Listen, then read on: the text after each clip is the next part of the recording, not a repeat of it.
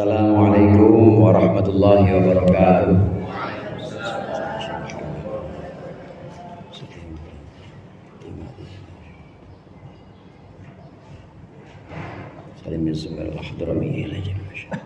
Al-Fatihah.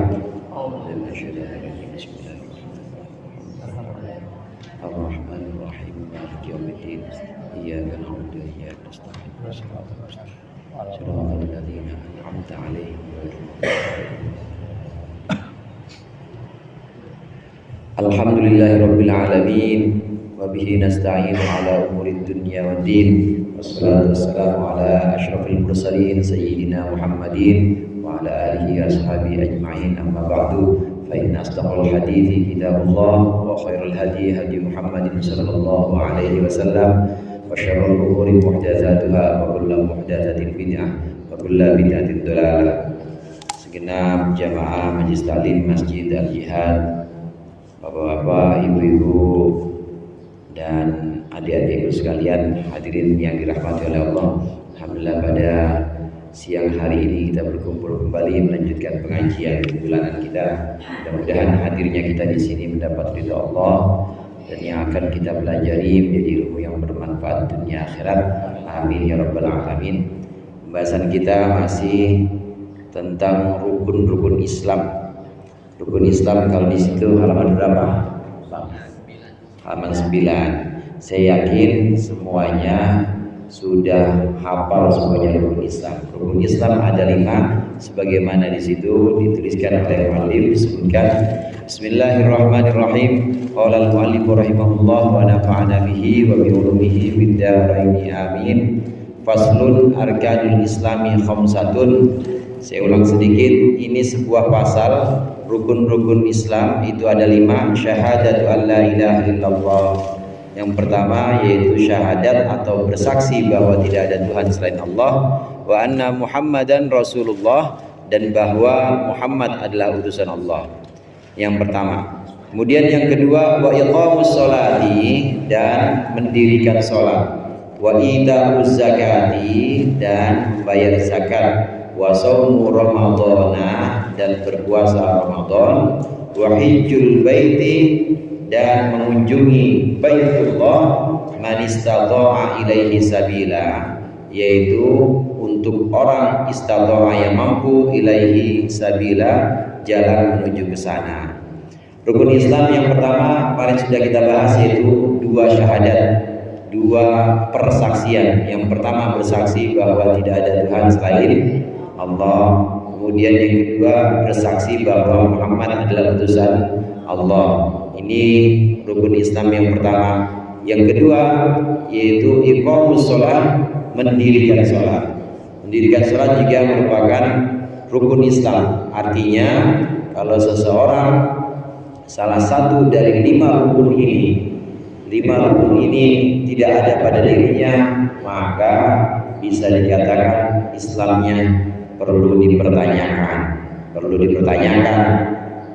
Kalau 5-5-nya nggak ada, ya berarti itu bukan orang Islam. Tapi kalau masih ada salah satunya, masih bisa dianggap sebagai orang Islam, walaupun dipertanyakan. Artinya dipertanyakan nantinya gimana itu? Nantinya apakah mampir ataukah langsung ke surga? Yang kedua, mendirikan sholat. Yang dimaksud mendirikan sholat ini adalah sholat 5 waktu yang sudah kita kenal. Sholat 5 waktu yang Allah wajibkan kepada kita.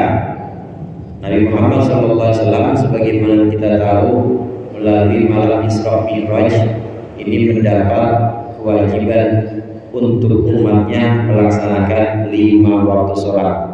Mulainya dari yang pertama apa, Bang? Sholat yang pertama apa? Sholat zuhur. Zuhur dulu yang pertama, zuhur. Kemudian asar, maghrib, isya, subuh. Kenapa zuhur dulu? Karena memang waktu itu subuh tanggal 27 Rajab belum wajib. Kenapa? Karena malaikat Jibril belum datang untuk mengajari dulu. Misalnya tadi malam 27 Rajab habis Mi'raj Nabi Muhammad, Nah subuhnya tadi malaikat Jibril belum datang. Malaikat Jibril belum ngajarin caranya sholat. Karenanya pada hari itu 27 Rajab subuh belum wajib karena mau diajarin. Pertama kali yang diajarkan oleh malaikat Jibril kepada Muhammad sholat zuhur. Karenanya urutannya pertama zuhur itu. Karena yang diajarkan oleh Nabi Muhammad adalah sholat zuhur yang pertama kali. Kemudian asar, maghrib, isya, baru subuh. Ini sudah merupakan ijma kesepakatan ulama dan juga hadis yang dijadikan dasar, hadis sahih yang dimaksud dengan sholat 5 waktu, yang dimaksud dengan sholat fardu itu adalah sholat 5 waktu. Inna sholata kanat 'alal mu'minina kitaban mawquta. Sholat itu adalah kewajiban mawquta yang ditentukan waktunya. Kapan waktunya? Waktu yang kita kenal sekarang. Ini diajarkan langsung oleh malaikat Jibril kepada Nabi Muhammad. Nabi Muhammad kemudian mengajarkan kepada sahabatnya kepada tabi'in dan terus sampai kepada kita. Ini sudah merupakan satu kesepakatan yang diambil dari dasar yang sahih, hadis yang sahih. Melaksanakan sholat atau mendirikan sholat. Hadirin sekalian, mendirikan sholat ini yang dimaksud bukan sekedar menghadirkan bentuk sholat. Beda orang yang disebut dengan yusolli, artinya orang itu sholat, dengan muqimus sholat. Kalau muqimus sholat ini mendirikan sholat, kalau musolli ini cuma sholat aja. Bedanya kalau orang yang sholat itu orang yang diri, habis diri ruku, habis ruku apa? Habis ruku apa? Diri lagi, habis diri sujud, habis sujud duduk di antara sujud dan seterusnya. Ini namanya sholat. Mewujudkan bentuk sholat inilah yang disebut dengan musolli. Tapi yang diinginkan di sini iqamus sholat artinya mendirikan sholat, bukan hanya mewujudkan bentuk sholat, mendirikan sholat. Yang dimaksud dengan mendirikan sholat ini harus dengan syarat-syarat dan rukunnya. Nanti ada pembahasannya, syarat dan rukunnya, sholat apa saja. Ditambah mendirikan sholat, bukan cuma sekedar sholat tapi mendirikan sholat. Ini ditambah dengan kehusyuan. Seorang yang mendirikan sholat itu adalah orang yang syarat rukunnya sholat sudah dijaga. Demikian juga hatinya ikut sholat. Waktu sujud hatinya ikut sujud. Waktu duduk Rabbighfirli warhamni, hatinya ikut Rabbighfirli warhamni. Rabbighfirli warhamni wajburni, ya Tuhanku ampunilah aku. Yang dibaca oleh lisan, hatinya ikut baca juga. Itu yang dimaksud dengan hatinya ikut sholat. Yang berikutnya rukun Islam yang ketiga yaitu melaksanakan zakat. Zakat ini ada dua macam. Ada zakat badan, ada zakat mal. Mungkin saudara sekalian sering dengar zakat mal. Zakat mal itu zakat harta, bukan zakat mall, bukan Pondok Indah, mall bukan Bintaro nggak ada mallnya. Bahasa ini mal artinya harta. Satu lagi zakat badan. Zakat badan itu zakat yang kita kenal dengan zakat fitrah badan. Karena kewajiban untuk seluruh orang, per orang wajib. Dan sifatnya ini tidak terkecuali dia orang kaya atau miskin. Kadang kalau zakat fitrah atau zakat badan kena kewajiban semuanya. Nah, satu bedanya dengan zakat mal. Kalau zakat mal ini zakat harta.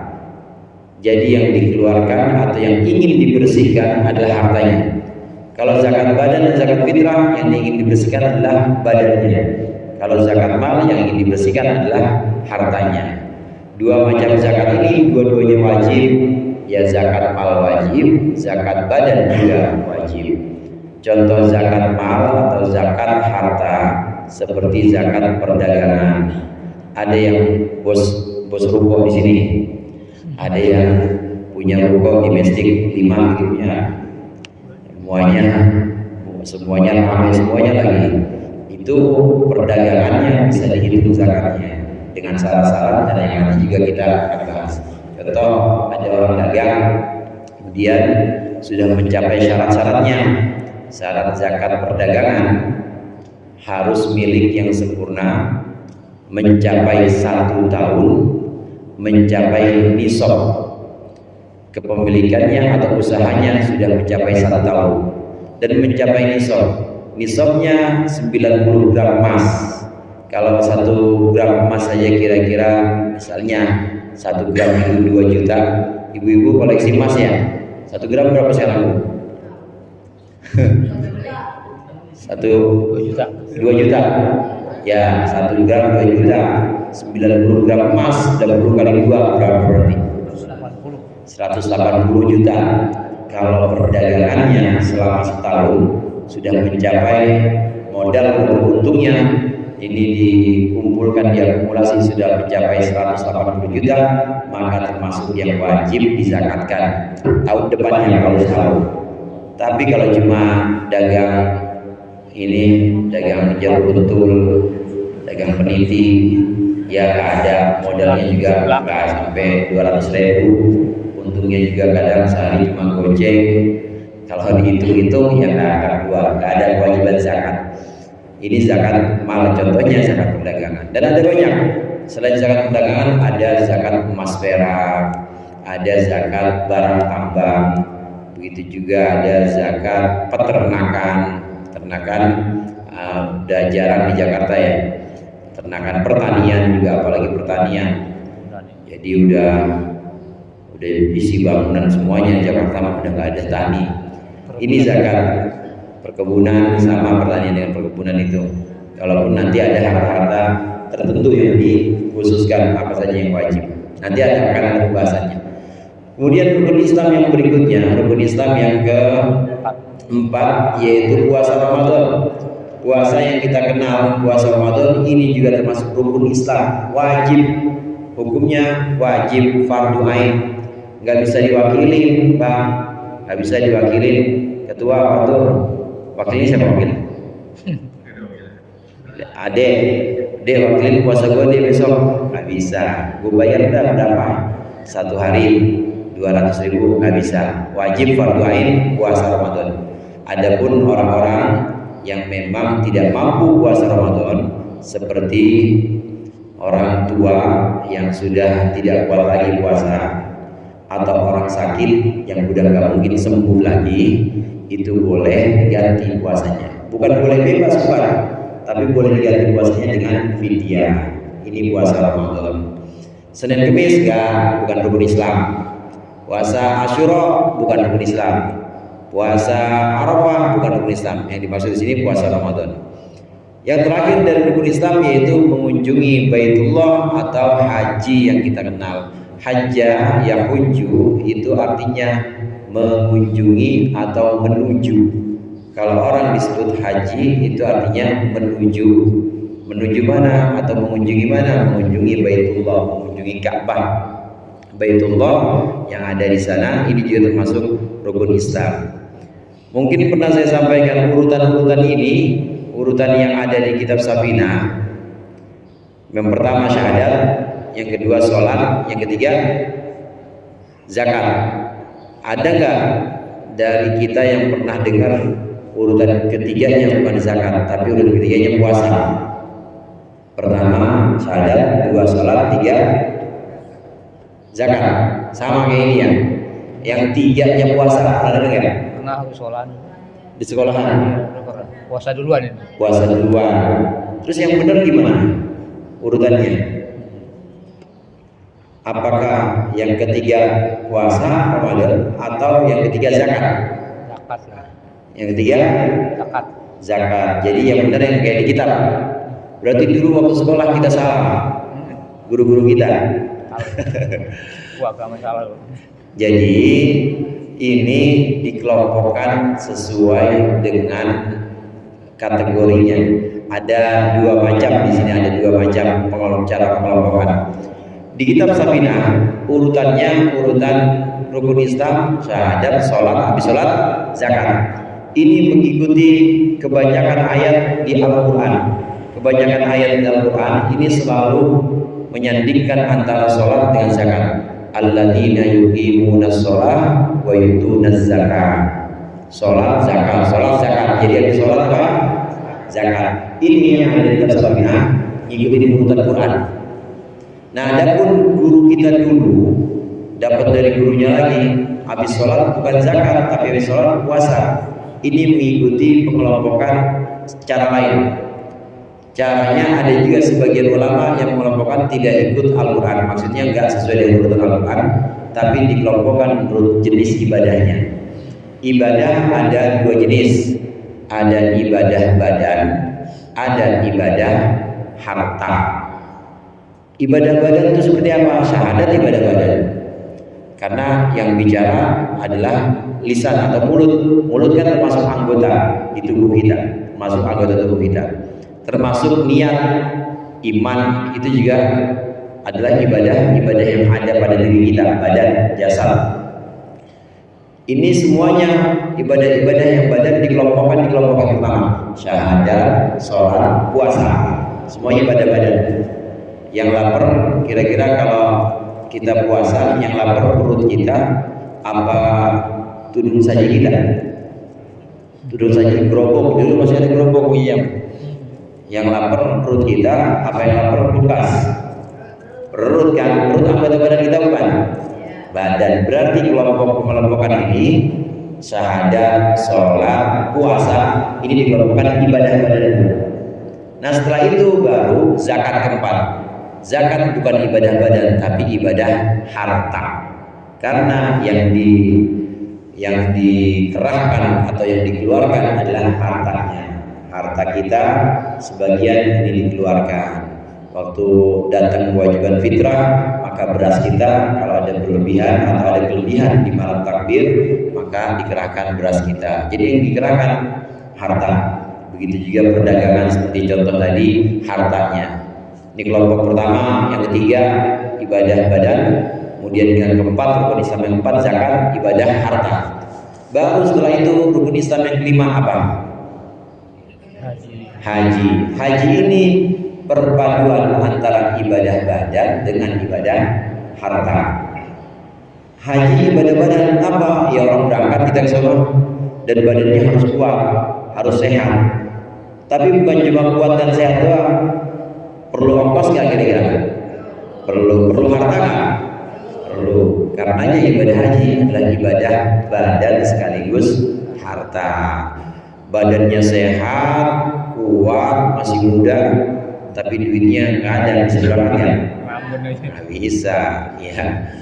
Kemudian dia duitnya banyak, roda lagi. Pokoknya bayar 750 juta juga nggak apa-apa. Tapi stroke bisa berangkat nggak? Nggak bisa. Berarti harus memadukan antara badan dengan harta. Ini yang kita dapat. Kenapa ada juga urutannya syahadat, sholat, puasa, zakat, baru haji. Ini yang disesuaikan dengan kelompok ibadah badan dulu 3, setelah itu baru ibadah harta. Nah yang kelima baru paduan antara ibadah badan dengan ibadah harta. Nah kita lanjut, katanya mau buru-buru ke air kata Bang Jajam ini. Langsung masuk ke ini aja, masuk bab air, mana bab air ini. Faslun arkanul imani sittatun. Ini sebuah pasal rukun iman ada 6. Antum minabillahi wa malaikatihi. Yang pertama, engkau beriman kepada Allah wa malaikatihi dan malaikatnya, wa kutubihi dan kitab-kitabnya, wa rusulihi dan utusan-utusannya, wal yaumil akhir dan hari akhir, wal qadari dan qadar atau ketentuan Allah, ketetapan Allah, khairihi wa syarrihi, yang baik dari qadar, wa syarrihi, buruk dari qadar, semuanya minallahi ta'ala, dari Allah ta'ala. Rukun iman ini kita juga udah tahu dan saya yakin hafal semuanya. Ada berapa rukun Islam? 5. Ada berapa Pancasila? 5 juga. Ada berapa rukun iman? 6. Rukun iman yang pertama, iman kepada Allah. Iman kepada Allah ini meyakini dengan sepenuh hati bahwasannya Allah wujud, qidam, baqa, mukhalafatun lil hawadith dan seterusnya. Kalau mau disingkat, iman kepada Allah dengan sepenuh hati, yakin dan percaya dengan sepenuh hati bahwa Allah memiliki sifat-sifat sempurna. Nah begitu aja pokoknya. Sekiranya ada sifat yang kurang, pasti bukan sifat Allah. Pasti bukan sifat Allah. Allah memiliki sifat-sifat yang sempurna. Sifat sempurna ya paling minim kita kenal ya sifat 20 yang kita kenal, wujud, qidam, baqa, masih apa? Masih hafal ya? Ya harus hafal itu akidah. Bagian dari ilmu akidah yang menjelaskan tentang keimanan. Allah itu wujud, Allah itu qidam, artinya terdahulu, Allah itu baqa, Allah itu bakal, dan seterusnya. Kemudian malaikat, iman kepada malaikat ini artinya meyakini, yakin dan percaya dengan sepenuh hati bahwasanya Allah menciptakan makhluk dari cahaya yang bernama malaikat dan memiliki tugas-tugas tertentu yang mana malaikat itu punya sifat tidak pernah mendurhakai Allah dan selalu melaksanakan perintah-perintah Allah. La ya'sunallaha ma amarahum wa yaf'aluna ma yu'marun. Itu sifat malaikat yang ada dalam Al-Qur'an. Malaikat tidak pernah mendurhakai Allah atau menentang Allah dan juga selalu melaksanakan perintah Allah. Malaikat gak punya hawa nafsu, dia juga bukan laki-laki, bukan perempuan. Lah katanya waktu Iqra itu laki-laki, malaikat Jibril yang memeluk Nabi Muhammad itu menyerupai laki-laki. Jadi menyerupai laki-laki. Malaikat ini tidak punya hawa nafsu. Karena tidak punya hawa nafsu, dia juga tidak pernah mendurhakai Allah atau menentang Allah dan selalu tunduk terhadap perintah Allah. Perintah Allah apa? Dari pertama dia memang tugasnya, perintahnya ada sujud terus, nggak pernah berubah, sujud. Dari dulu tugasnya sejak awal diciptakan diri terus. Dari awal diciptakan ruku terus. Malaikat semuanya begitu. Yang dari dulu tugasnya mencabut nyawa, ya udah mencabut nyawa. Jadi nggak bisa dimutasi, pindah tugas kemana, nggak bisa. Ya, segitu aja. Dan memang nggak bakal bisa karena cuma itu aja tugas dia. Nggak bakal bisa untuk melaksanakan tugas-tugas yang lain. Ini malaikat, banyak jumlahnya malaikat itu. Nah, yang berkaitan dengan kehidupan kita manusia, ini ada 10 malaikat yang kita kenal: Jibril, Mikail, Israfil, Izrail, Munkar, Nakir, Raqib, Atid, Malik, Ridwan. Ini yang berkaitan dengan kehidupan kita langsung. Ini malaikat-malaikat yang kita kenal 10 ini. Tapi selebihnya banyak, sangat banyak malaikat. Bahkan ada malaikat yang Allah ciptakan khusus. Kata Rasulullah, inna lillahi malaikatan sayyahina. Sesungguhnya Allah punya sekelompok malaikat. Malaikat itu sebenarnya kalau kita lihat di sini, malaikah itu jamak sebenarnya. Mufradnya atau tunggalnya malak. Jadi bentuk tunggalnya malakun, bentuk jamaknya malaika. Nah, kalau kita malaikat udah satu ya. Malaikat itu sebenarnya bentuk jamak. Malaikat bentuk jamak, malak bentuk satunya. Jadi kalau disebut yang mencabut nyawa malakul maut, bukan malaikatul maut, bukan malakul maut, yaitu Israfil. Ada yang disebut dengan malaikat yang ini, malaikat yang menjaga atau yang mengantarkan wahyu, malakul wahyi. Maksudnya Jibril satu malak. Nah, jamaknya malaikat. Nah, bentuk jamak malaikat ini, bentuk jamak dari malak ini kita 10 tadi. Di luar 10 ada banyak lagi malaikat-malaikat yang Allah ciptakan. Sesungguhnya Allah punya malaikat-malaikat yang setiap hari itu berkeliling di muka bumi ini, tugasnya mencari riyadul jannah atau mencari taman-taman surga.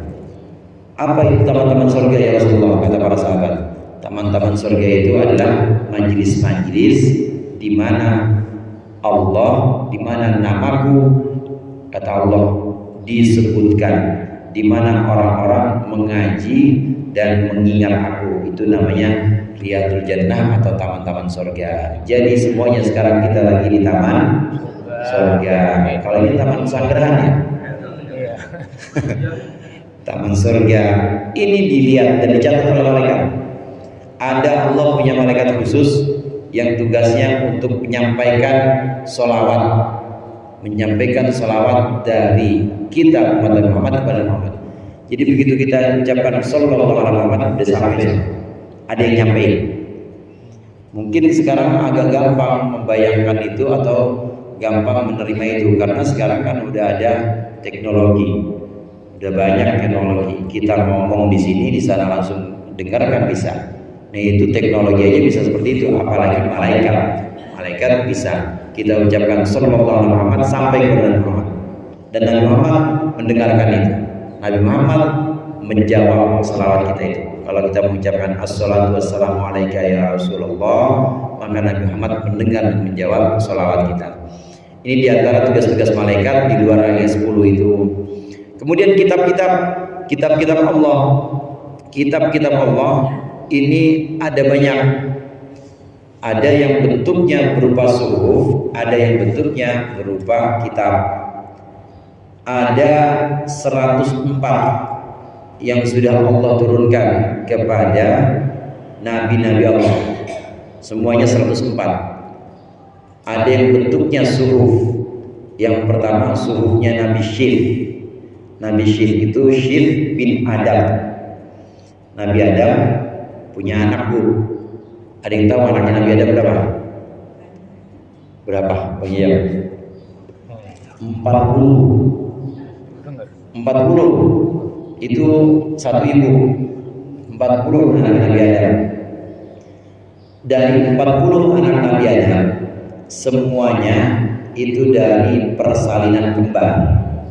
Jadi semuanya dari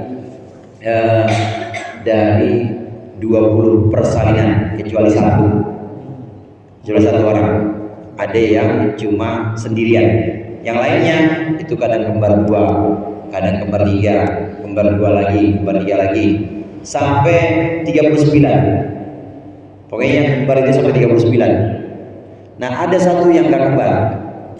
Ini namanya Syif, Nabi Syif. Nabi Syif inilah yang menerima suruh pertama kali. Nabi Syif ini juga yang menerima kenabian dari 40 anaknya Nabi Adam, yang menerima cahaya kenabian yang nanti diwariskan ke generasi berikutnya cuma satu, yaitu Nabi Syif. Tahu kita keturunan Nabi Syif yang bukan? Apa turunan yang 39? Itu Nabi Syif, tapi yang jelas kita keturunan Nabi Adam. Nabi Syif ini menerima suhu yang Allah berikan kepada Nabi Syif 60. Kemudian setelah itu ada suhuf Nabi Ibrahim. Suhuf Nabi Ibrahim itu 30. Suhuf Nabi Ibrahim 30. Kemudian ada suhuf Nabi Musa. Suhuf Nabi Musa 10. Jadi berapa? 60, 30, 10. Berapa?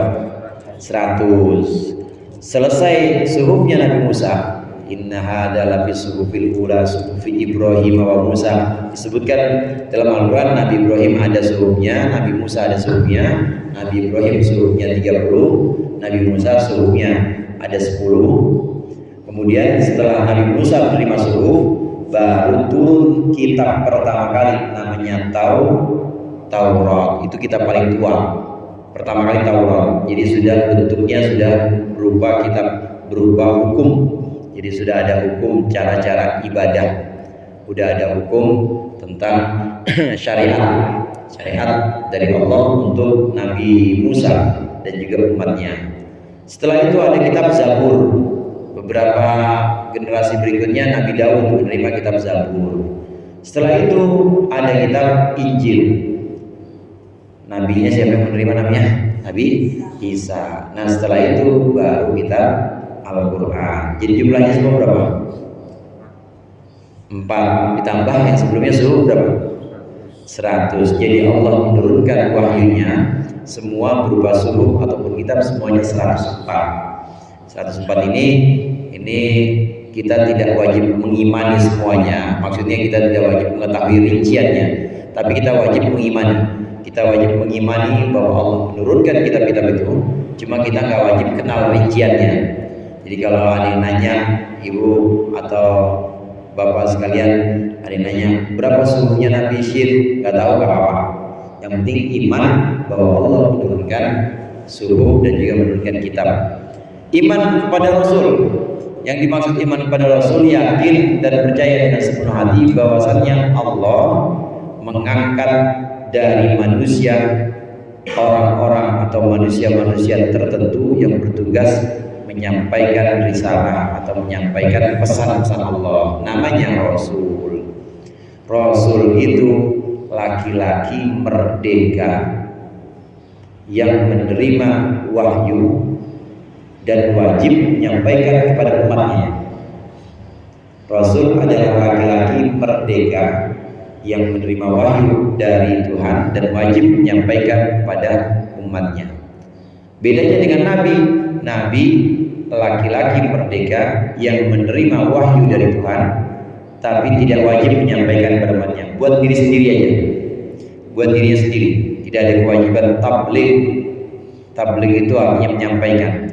Dia tidak diharuskan atau tidak diwajibkan menyampaikan. Itu kalau Nabi. Kalau Rasul, dia diwajibkan untuk menyampaikan yang dia dapat dari Allah, yaitu wahyu. Namanya Rasul. Nah, Allah mengutus Rasul. Allah mengangkat manusia-manusia tertentu sebagai Rasul atau sebagai utusan Allah. Rasul itu artinya pesuruh. Jadi Allah menyuruh. Menyuruh apa? Menyuruh dia untuk membimbing umat. Itu namanya Rasul. Allah menyuruh mereka para Rasul untuk membimbing umatnya. Nah, yang ada di Al-Quran, Rasul itu yang disebutkan namanya dalam Al-Quran ada 25. Tapi sebenarnya bukan 25, saudara, lebih. Jumlah Rasul seluruhnya 315. Cuma yang namanya disebutkan dalam Al-Quran 25. Itu yang kita kenal dengan 25 Rasul. Kalau Rasul udah pasti Nabi. Tapi kalau Nabi belum tentu Rasul. Ada Nabi, sebagian ulama mengatakan Luqmanul Hakim itu Nabi, tapi bukan Rasul. Luqmanul Hakim dia mendapat semacam pesan-pesan dari Allah, wahyu, tapi dia tidak punya kewajiban menyampaikan itu. Jadi buat siapa? Buat dirinya sendiri aja. Kalaupun disimpan, nggak disampaikan kepada anaknya atau nggak disampaikan kepada umatnya, orang banyak nggak apa-apa, nggak dosa. Tapi kalau Rasul wajib, dosa kalau menyampaikan. Nabi belum tentu Rasul, tapi kalau Rasul udah pasti Nabi.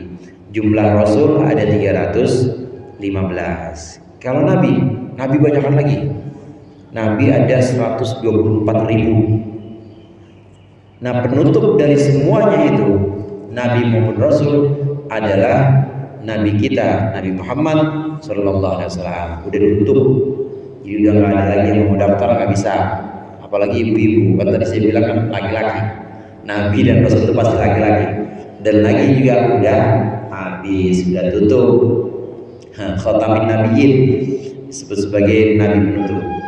Berikutnya iman kepada hari akhir. Iman kepada hari akhir ini yakin dan percaya dengan sepenuh hati bahwasannya ada hari akhir di mana dunia dihancurkan, kemudian Allah membangkitkan kembali semua yang sudah mati sejak masa awal, dibangkitkan untuk ditempatkan atau dikumpulkan di padang mahsyar melalui berbagai macam prosesi atau berbagai macam pertimbangan. Maksudnya di sini ada amal, kemudian ada mizan, ada timbangan amal, ada siratal mustaqim, dan banyak lagi hal yang ada di hari akhir. Ini juga wajib kita imani. Kita sebagai orang mukmin, artinya orang yang beriman, ini wajib yakin, percaya sepenuh hati bahwasanya nanti setelah kita mati itu ada yang namanya hari kebangkitan dengan berbagai macam peristiwanya. Dibangkitkan, kemudian dikumpulkan masing-masing dan dipisahin. Ada orang mukmin, ada orang kafir di dua kelompok itu. Nanti dari orang mukmin ini diseleksi lagi. Ada yang benar-benar mukmin, ada yang benar-benar mukmin, ada yang munafik.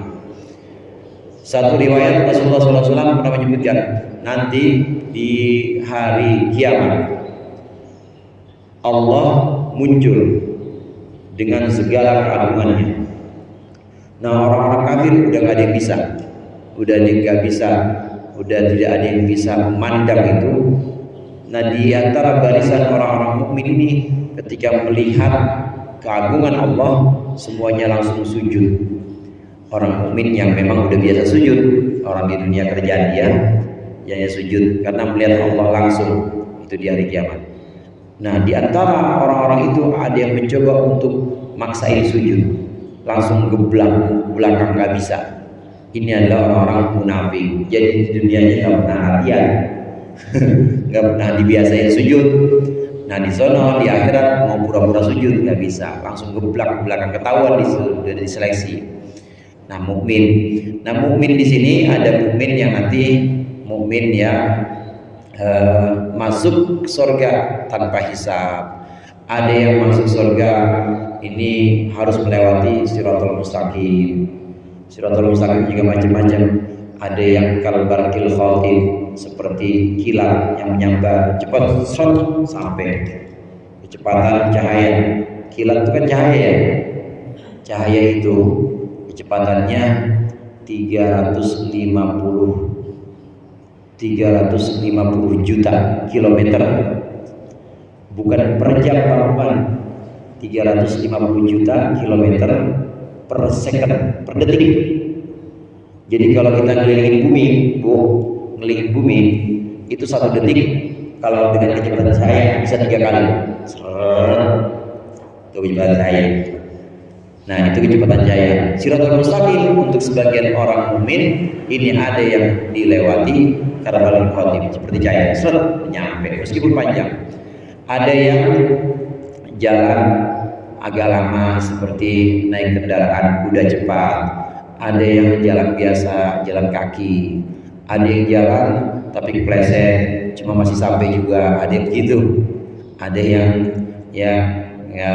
ngerondang cek orang Sunda mah ngesot. Ada yang nggak selamat. Di antara orang mukmin ada yang nggak selamat juga, jadi harus mampir ke neraka. Ini iman kepada hari akhir dengan berbagai macam peristiwa di sana. Yang terakhir iman kepada qadar. Qadar ini saudara kadang disebut sebagai takdir. Ada takdir baik dan ada takdir buruk. Kita harus iman bahwa takdir baik ataupun takdir buruk semuanya minallah, semuanya dari Allah. Semuanya tidak mungkin dari selain Allah, semuanya dari Allah. Ada takdir baik, kita ditakdirkan bisa ngaji di sini, ditakdirkan juga semuanya dompetnya ada isinya kan ya. Ada yang isinya angin, ada yang isinya tisu, pokoknya ada semuanya.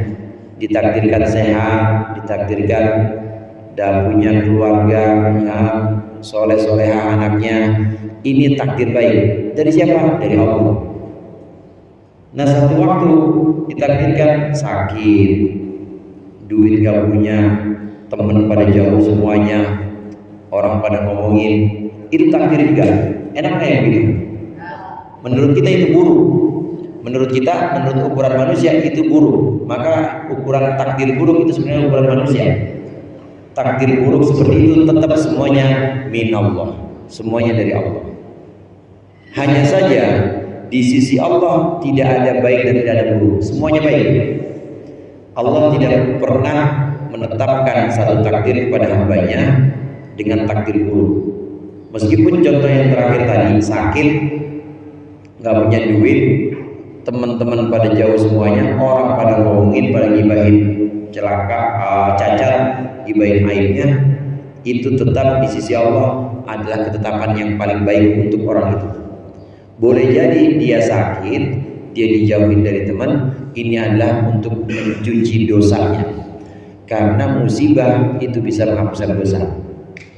Banyak yang dijadikan oleh Allah sebagai cara menghapuskan dosa. Di antaranya ibadah kita kayak ngaji ini ngapusin dosa nih, Bang. Duduk di majelis begini aja bisa menjadi kafarah atau penghapus dosa. Kita niat ngaji, selesai ngaji, niat nunggu apa? Nunggu waktu asar. Nunggu dari satu kebaikan, nunggu ke kebaikan berikutnya, bisa menghapusin dosa juga.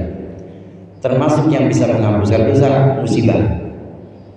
Waktu Allah menetapkan kepada seseorang, kepada kita, takdir yang tidak enak buat kita, sebutannya buat kita takdir buruk, itu dari Allah, yaitu antara lain untuk cara Allah mencuci dosa-dosa kita. Nggak ada yang buruk di sisi Allah, semuanya baik.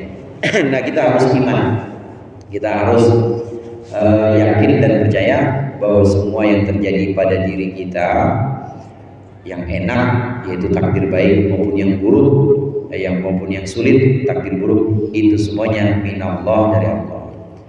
Nah, dari sini maka kita harus yakin bahwa kalau kita tahu semuanya yang baik-baik maupun yang sulit-sulit semuanya itu dari Allah, maka kalau dapat yang sulit kita harus sabar, kita harus ridho. Ridho itu artinya tidak mengeluh dan juga tidak minta untuk diangkat. Udah terima aja. Itu namanya ridho. Lebih tinggi dibandingin sabar kalau ridho itu. Kalau sabar tidak mengeluh. Nah, waktu kita dapat takdirnya takdir baik, takdir yang enak buat kita, maka kita harus syukur. Nah, untuk kita sekalian, dari takdirnya manusia yang Allah tetapkan buat manusia, ini gak akan berlari dari 4. Takdir itu tidak akan berlari dari 4 garis besar ini. Yang pertama, takdir musibah. Contoh yang tadi takdir musibah.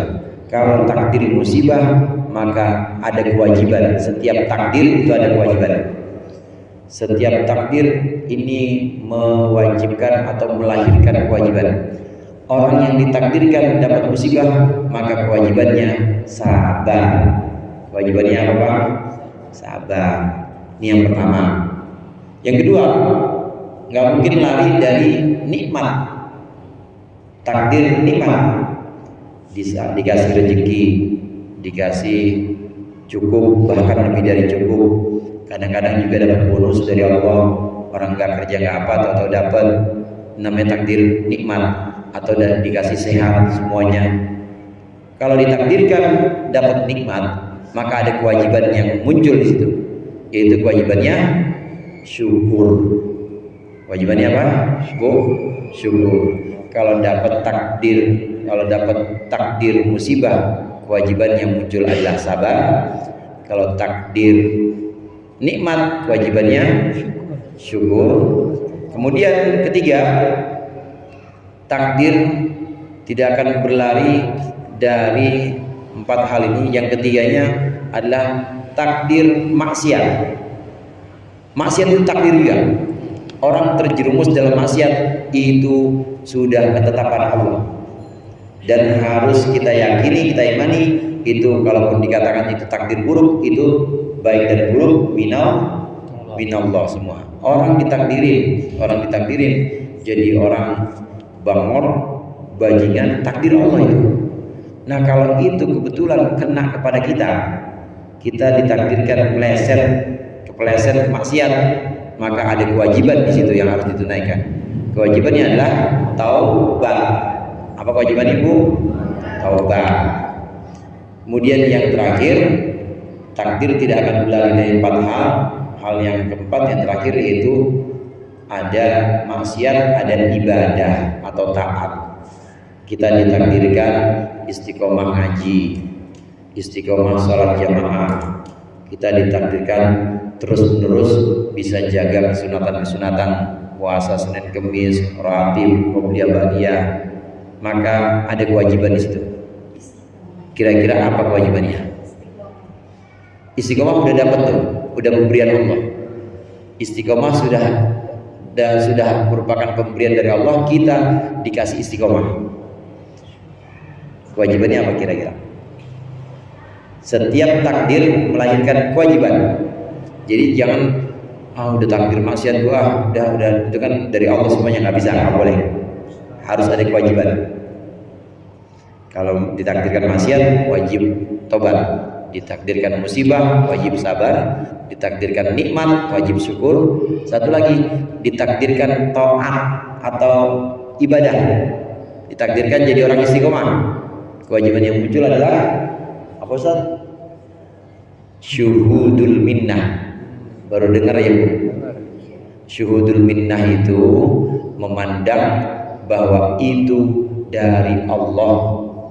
Contoh, ini kan saya tahu orang istiqomah semua nih ya. Istiqomah ngaji, istiqomah puasa, istiqomah. Waktu kita bisa seperti itu, Allah takdirkan jadi orang yang bisa istiqomah, maka harus ada kewajiban. Kewajibannya adalah syuhudul minnah, yaitu memandang bahwa sholat kita, puasa kita bukan kebolehan kita, bukan kebisaan kita. Harus buru-buru. Ada orang sholat jamaahnya rajin, ini berarti dapat takdir taat. Maka buru-buru dalam hatinya ini ada perintah. Perintahnya apa? Perintah untuk memandang bahwa itu bukan kebisaan saya. Saya bisa jamaah itu bukan saya, tapi Allah yang bisa bikin bisa saya jamaah. Saya bisa puasa Senin Kemis, ditakdirkan dapat puasa Senin Kemis, dapat ketaatan puasa Senin Kemis. Maka kewajibannya syuhudul minnah. Kewajibannya memandang bahwa bukan saya yang bisa puasa Senin Kemis, tapi Allah. Ditakdirkan bisa bolak-balik umroh, taat, ditakdirkan taat. Jadi kewajiban yang muncul apa? Syuhudul minnah, memandang bahwa itu pemberian Allah, itu bukan kebisaan saya, tapi itu pemberian Allah. Syuhudul minnah ini kalau kita sederhanakan, ini harus punya sikap hati la haula wala quwata illa billah, supaya gak muncul ujub waktu ditakdirkan jadi orang yang ngajinya istiqomah, sholatnya gak pernah lepas. Ini supaya gak muncul duanya. Kalau ditakdirkan taat, jadi orang yang rajin ibadah, tapi dia lupa sama kewajiban syuhudul minnah, maka yang muncul gua. Di kampung ini kan yang paling ngaji gua. Di kampung ini kan yang paling rajin sholatnya gua. Jidatnya paling hitam gua. Nah, kalau muncul seperti itu berarti dia lupa dengan takdir Allah, yaitu takdir taat. Ini harus ada kewajiban yang dia laksanakan, yaitu syuhudul minnah. Ini 4. Takdir ini tidak akan berlari dari 4 hal ini. Sebutin dah contohnya, Bang Ade, sebutin contohnya. Misalnya ini murailah takdir apa tuh? Ya, berarti kewajibannya sabar. Kewajibannya sabar gitu. Kemudian ya punya cincin dibeli, padahal cincin mah cuma belinya cuma modal 200.000, dibelinya 2 juta. Takdir apa tuh? Takdir nikmat. Berarti kewajibannya syukur. Alhamdulillah, syukur. Pulang haji kemarin misalnya kemarin pulang haji, tahu-tahu ini dompet hilang, lagi ada musibah. Berarti kewajibannya sama tadi, itu sabar juga. Pokoknya takdir apapun tidak akan lari dari 4 hal ini. Dan setiap ada takdir melahirkan kewajiban. Kewajibannya yang 4 itu tadi. Faslun wa makna la ilaha illallah wallahu a'lam bishawab. Mudah-mudahan bermanfaat. Lebih kurangnya mohon maaf. Wallahu muwaffiq ila aqwamit thoriq. Assalamualaikum warahmatullahi wabarakatuh. Haram.